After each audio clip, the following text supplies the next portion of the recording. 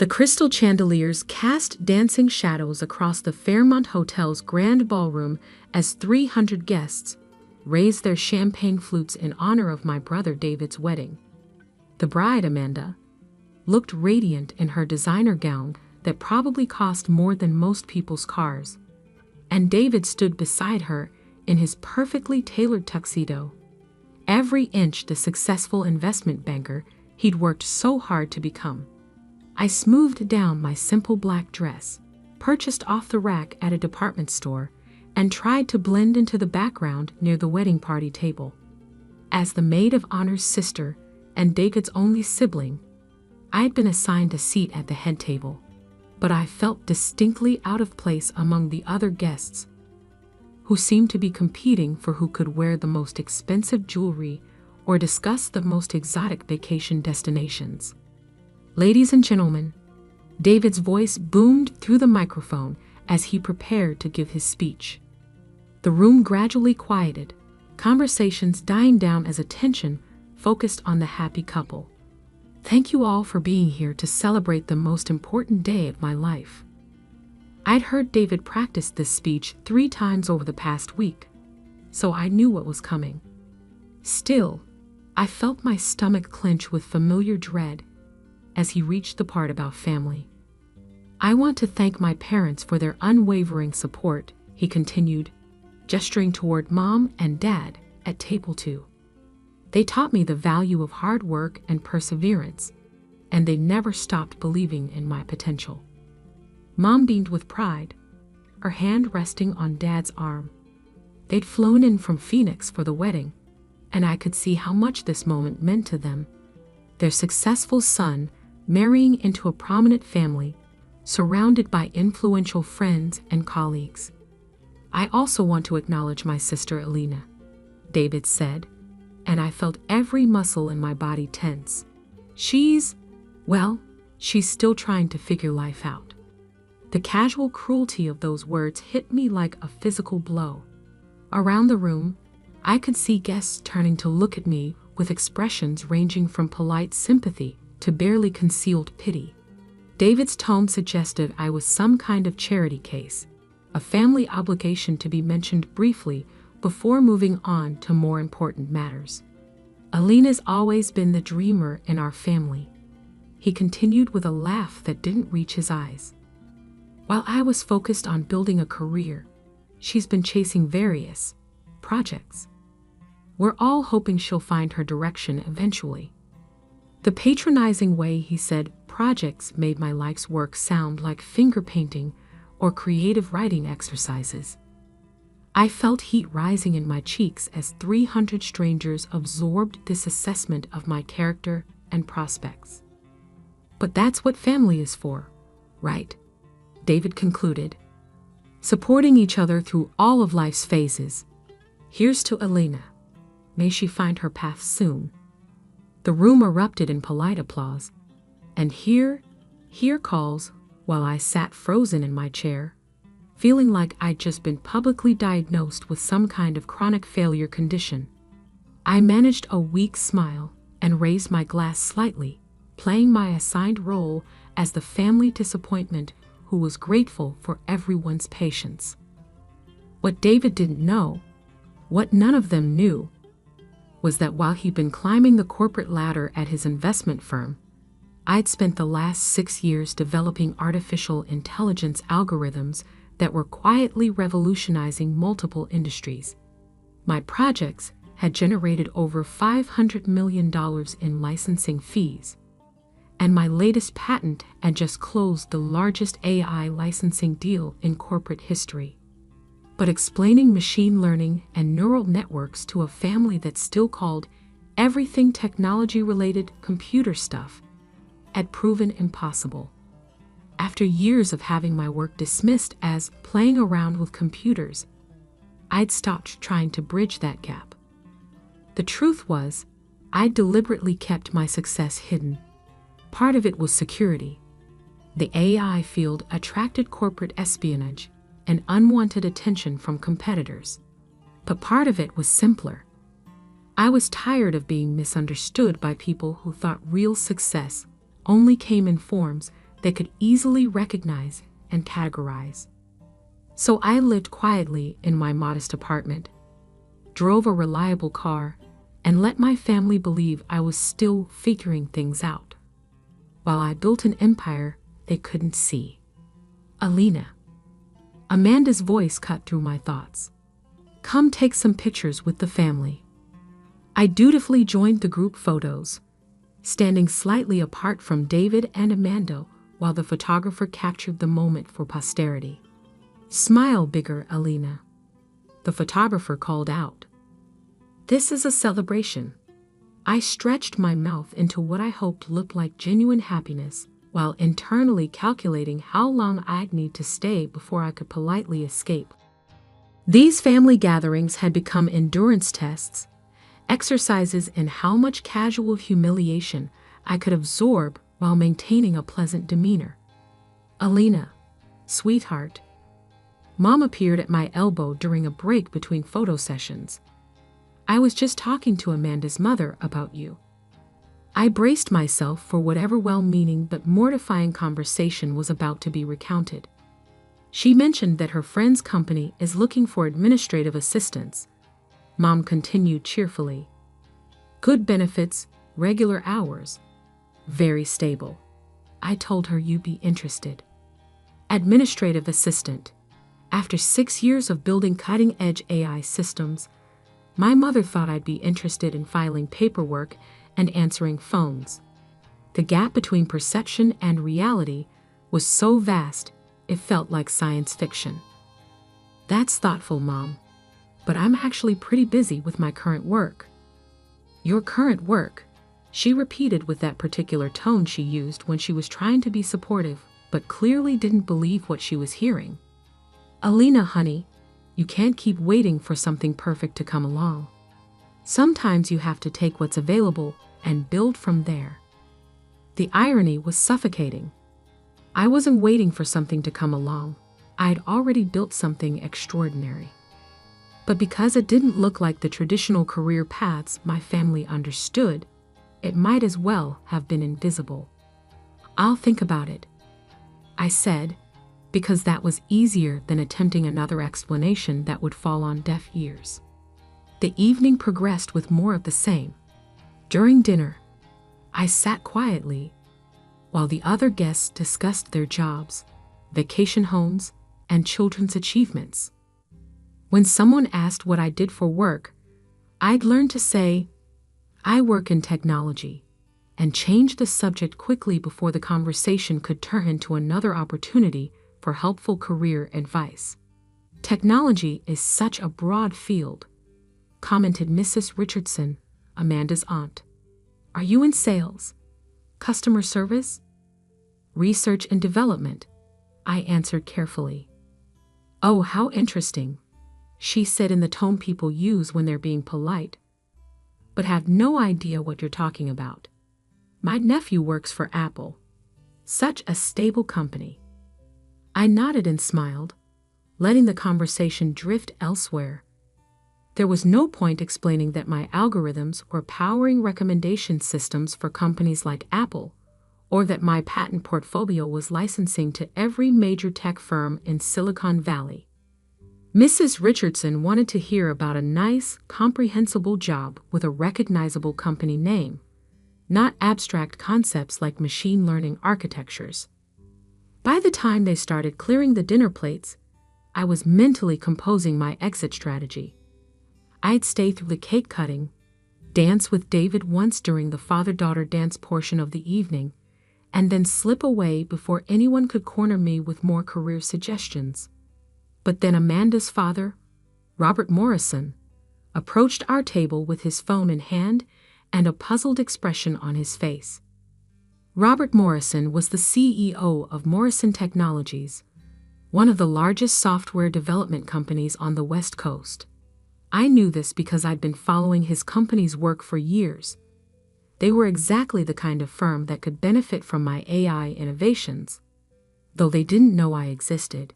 Excuse me, he said, his eyes focused on me with sudden intensity. I'm sorry to interrupt, but I have to ask, are you Elena Vasquez? Every conversation at our table stopped. Mom looked confused, David raised an eyebrow, and Amanda turned to see what had captured her father's attention. "Yes," I said carefully, my heart starting to race. "Elena Vasquez, who holds the patents on adaptive neural network architectures for real-time data processing." The question hung in the air like a bomb waiting to explode. I could feel my family's eyes on me, could sense their confusion deepening into something approaching alarm. "Yes," I said again, quieter this time. Robert's face broke into a wide grin. "My company just licensed your AI patent portfolio for $200 million. We've been trying to reach you through your legal representatives for weeks. I can't believe you're here." The silence that followed was so complete. I could hear the ice melting in water glasses 3 tables away. David's mouth was hanging open. Mom had gone very pale. Amanda looked like someone had just told her the wedding cake was made of cardboard. $200 million? David's voice cracked on the numbers. "Actually, it's part of a larger licensing agreement," Robert continued, completely oblivious to the family drama he just unleashed. "The full package is closer to $350 million over 3 years, but the AI patents are the crown jewels. Elena, your work on predictive modeling is revolutionary. We're estimating it'll increase our processing efficiency by 400%. I felt like I was watching this conversation happen to someone else. After years of careful secrecy, my professional life had just collided with my personal life in the most public way possible. "Elena." Mom's voice was barely a whisper. "What is he talking about?" Before I could answer, Robert was pulling out his phone. "I have to introduce you to our CTO. He's been studying your research papers for months. Do you mind if I call him? He's going to lose his mind when he finds out you're at my daughter's wedding." "Research papers?" David said faintly. "Oh yes. Elena's published extensively on machine learning applications," Robert explained, his enthusiasm building. "Her work on autonomous decision-making algorithms is required reading in graduate AI programs. NIT has been trying to recruit her for a faculty position." Each revelation hit my family like a separate earthquake. I could see them struggling to reconcile this new information with their fundamental understanding of who I was and what I'd been doing with my life. "NIT wants to recruit her," Mom repeated, like she was testing whether the words made sense. "Among others," Robert confirmed. "Stanford, Carnegie Mellon, Berkeley, every major tech program in the country wants Elena on their faculty. But she's too valuable in the private sector. The licensing fees from her patents probably exceed most university budgets." "Licensing fees," David said slowly, like he was learning a new language. "Elena, I hope you don't mind me asking," Robert continued, "but are you considering any new partnerships? Because Morrison Technologies would love to discuss an exclusive development contract. We're talking about the kind of money that could fund a small country." The conversation was spiraling completely out of control. In the space of 5 minutes, I'd gone from being the family disappointment to being courted by one of the most powerful executives in the tech industry, and my family was witnessing every moment of it. "That's something I'd need to discuss with my legal team," I managed to say. Of course," Robert nodded enthusiastically. "Here's my direct number. Have your people call my people, and we'll set something up. Elena, it's such an honor to meet you. Your work is going to change everything." He shook my hand with both of his, like I was some kind of celebrity, then hurried away to tell his wife about this amazing coincidence. The table remained silent for what felt like an eternity. "Elena," David finally said, his voice very different from the patronizing tone he'd used in his speech. What just happened? I said carefully, I need to explain some things. You think? Mom's voice was rising. Alina, that man just said you sold patents for $200 million. What patents? What are you talking about? I looked around the table at my family's faces, confusion, shock, and something that might have been betrayal. They'd spent years thinking they knew exactly who I was and what I was capable of, and that certainty had just been shattered in the most public way possible. I've been working on artificial intelligence research. I began developing algorithms that help computers make decisions and process information more efficiently. For 6 years, David said, and it wasn't a question. While we thought you were unemployed, you were developing artificial intelligence. I wasn't unemployed, I said quietly. I just wasn't employed in a way you recognized. But $200 million, Mom said weakly. People don't just give you $200 million for computer programs.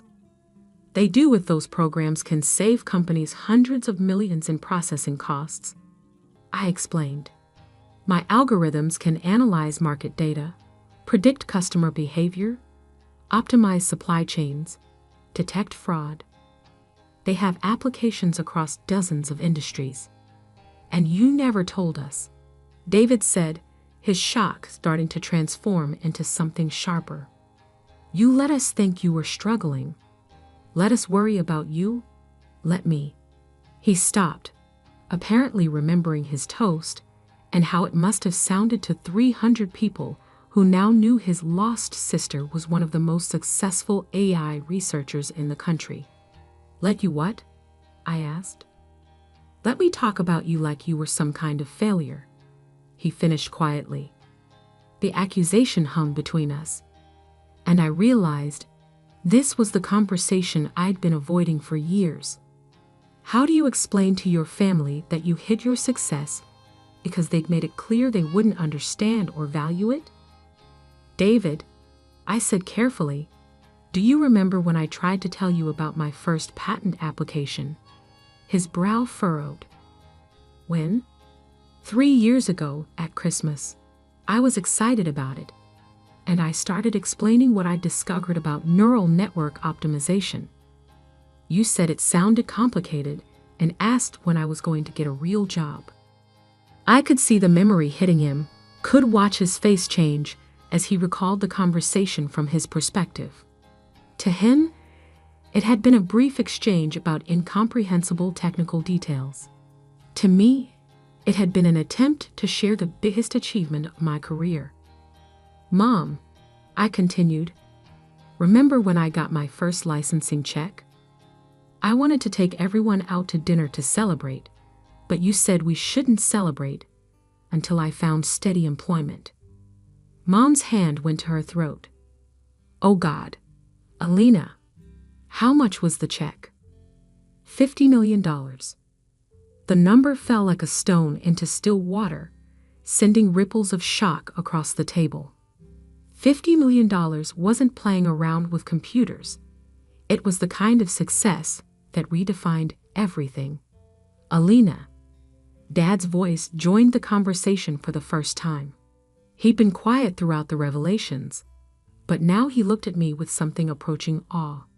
Are you saying you've been a millionaire this whole time? Multimillionaire, I corrected gently. The patents have generated over $500 million in licensing fees so far. $500 million, David repeated numbly. And that's just the existing patents, I added. I have 12 more applications in the pipeline, and 3 of them are for breakthrough technologies that could be worth billions. The scope of what they were learning seemed to be overwhelming their ability to process it. For years, they'd worried about my future, offered career advice, suggested entry-level positions, and generally treated me like someone who needed their help to navigate the professional world. Meanwhile, I'd been operating at a level of success they hadn't even known existed. But why? Mom asked, tears starting to form in her eyes. Why didn't you tell us? It was the question I'd been dreading, because the answer revealed uncomfortable truths about our family dynamics. Because every time I tried to share something I was excited about, it got dismissed. I said as gently as I could. Every breakthrough, every achievement, every opportunity. You found reasons why it wasn't real or reliable or worthwhile. We were trying to protect you, Dad said quietly. I know, I replied. But the effect was that I stopped trying to explain what I actually did for work. After a while, it was easier to let you think what you wanted to think. David was staring at his hands. Alina, do you realize what this means? You're not just successful. You're one of the most successful people I know. More successful than anyone at this wedding, including you, I said, because it needed to be said. He looked up at me with an expression I'd never seen before, a mixture of respect, embarrassment, and something that might have been pride. Yeah, he said quietly, including me. The revelation was starting to sink in around the room. I could see other guests glancing in our direction, probably wondering what Robert Morrison had said to cause such a dramatic shift in our table's dynamic. Some of them had clearly overheard parts of the conversation, and I could see whispered discussions starting at nearby tables. Alina. Amanda spoke for the first time since the bombshell dropped. I'm so sorry about what David said in his speech. If we'd known. It's okay, I said, and I meant it. You couldn't have known something I never told you. But I should have known, David said firmly. I'm your brother. I should have paid more attention, asked better questions, listened instead of assuming. It was perhaps the most honest thing he'd ever said to me. Alina, Mom said suddenly, your apartment. You said you lived simply because you preferred it. But we thought it was because you couldn't afford anything better. I can afford anything I want, I said simply. I just don't want much. The work is what matters to me, not the lifestyle. And that's why we never understood, Dad said with sudden clarity. We were measuring your success by external markers, job titles, salary, possessions. But you were building something entirely different. Revolutionary AI technology. Robert Morrison's voice rejoined our conversation as he returned to the table with his wife in tow. Alina, I hope you don't mind, but I had to tell Margaret about this incredible coincidence. She's been following your research in the journals. Margaret Morrison, a distinguished woman in her 60s, extended her hand with genuine enthusiasm. Ms. Vasquez, it's such an honor. Your paper on adaptive learning algorithms was brilliant. We've been discussing it in our graduate seminars for months. You teach? I asked. Computer science at Stanford, she confirmed. And I have to tell you, our students are fascinated by your work. Would you ever consider guest lecturing? I know it's presumptuous to ask at a wedding, but the opportunity is too good to pass up. Stanford, one of the most prestigious technology programs in the world, wanted me to lecture to their graduate students. My family was witnessing yet another validation of work they'd spent years not understanding. I'd be honored, I said, and meant it. As the evening progressed, more people approached our table. Word had apparently spread that Amanda's new sister-in-law was some kind of AI genius, and everyone wanted to meet the mysterious researcher who'd been hiding in plain sight. A venture capitalist offered to fund my next startup. A defense contractor asked about government applications. 2 professors from different universities extended research collaboration invitations. By the time they started serving cake, I'd collected more business cards than I could count. And through it all, My family watched with growing amazement as person after person treated me with the kind of respect and deference usually reserved for Nobel Prize winners or Fortune 500 CEOs. "Alina," David said during a quiet moment between introductions, "I owe you an apology."